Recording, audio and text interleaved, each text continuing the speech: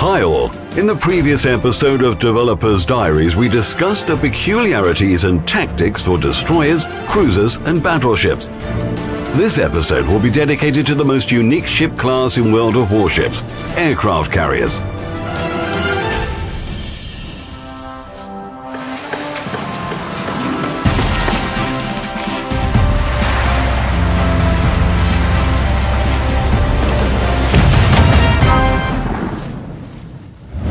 Aircraft carriers in World of Warships are the fourth type of ship in the game. They may be the last class we are covering, but they are definitely not the least in terms of importance. These ships are quite large and are also another kind of capital ship along with battleships. Carriers are also fairly speedy. They usually have a higher top speed than battleships and are comparable with cruisers. Some are even faster than certain cruisers.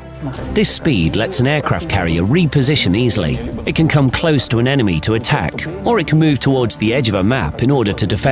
On top of this, it's not easy to guess where an aircraft carrier is. After all, it's a high-speed ship. Aircraft carriers are excellent at spotting enemy ships. Finally, aircraft carriers have tremendous firepower, even greater than that of battleships. One of their advantages is the operating range of their aircraft. Planes can cross the whole map with ease. A carrier can attack from unexpected angles. For example, if enemy ships use a mountainous island as cover, then the carrier's aircraft squadron can bank around the island and attack from the side, something a battleship's shells can't do. The drawback is that a carrier's squadron can be shot down. It's not a shell after all. Every squadron consists of several aircraft. It works like this. The more aircraft that reach the target with their payload, the higher the damage inflicted. As you can see, mobility and tactical flexibility make the aircraft carrier one of the most interesting ship types in World of Warships. Let's discuss how you might effectively use scouts, fighters, dive bombers, and torpedo bombers. Let's start with scouts. It's simple. Send aircraft up into the air to scout the map. You just have to move them from one side of the map to the other, and they will continue spotting the enemy. There are more options when it comes to fighter aircraft. First, you can send your fighters to destroy enemy scouts. Second, you can send your fighters to destroy enemy fighters. The easiest way is to throw your fighter squadrons against enemy attack aircraft, thus reducing the damage they can inflict. Unlike fighters, torpedo bombers aren't very quick or maneuverable. Their goal is to deliver a heavy torpedo, which can weigh more than a ton. Then try to attack the enemy from the side, dropping their torpedoes. Ideally, you'd like to drop torpedoes from both sides. Then, no matter which way the enemy turns, it will meet torpedoes. Bombers, on the other hand, don't have to worry much about angles. They can attack from the side or from the front. Attacking head-on is better, so that the aircraft spend the minimum time under the fire of the anti-aircraft batteries of a ship, or group of ships in a formation. There is an American aircraft carrier named Langley. This is the first aircraft carrier you can play. It has fighter aircraft and torpedo bombers. So the task is pretty easy. Position your airstrike force while you intercept the enemy's one. A player has a few elements to control. First, you have to control your ship. You can't afford to run aground or stay in one position. A ship that isn't moving or can't move is a doomed ship.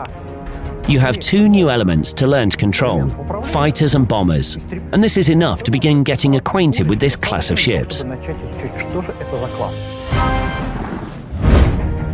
All aircraft carriers have similar weapons, thus the tactics we use for playing them are basically the same. However, they do have different constructions, sizes and armor, so there are variations. First, you should know the difference between armored and unarmored aircraft carriers. Take a Japanese Shinano carrier, for example. It was rebuilt from a Yamato-type battleship. It has a well-armored deck and a nice armor belt. So it will be almost impossible to sink with artillery, even up to cruiser-sized guns. Players used to play it in the front line, having no problem dealing with fire from cruisers. Its aviation group was also pretty effective at destroying the enemy. When you play an aircraft carrier, your gameplay will be more like that of a real-time strategy game. Tactical placement of aviation groups, finding targets, and even the carrier's position are very important. If you are operating at a very long range, your squadron will have to cover this distance to attack and then come back as well. So, if an aircraft carrier moves closer to its target when launching and receiving squadrons, and stands back while they're in operation, the aircraft need less time to reach their target. Thus, you can use them more often, and this means inflicting more damage on your enemy. However, getting closer to your enemy is a risk, so you have to keep a balance. Consider the risks that come with getting closer to the enemy and reducing attack time, and thus doing more damage.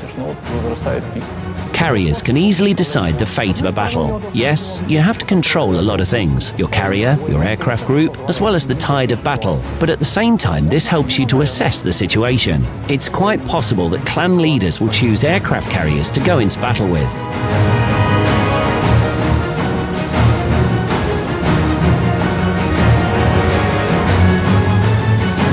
Find out more about World of Warships on the official game portal. Get the most accurate information about the project firsthand.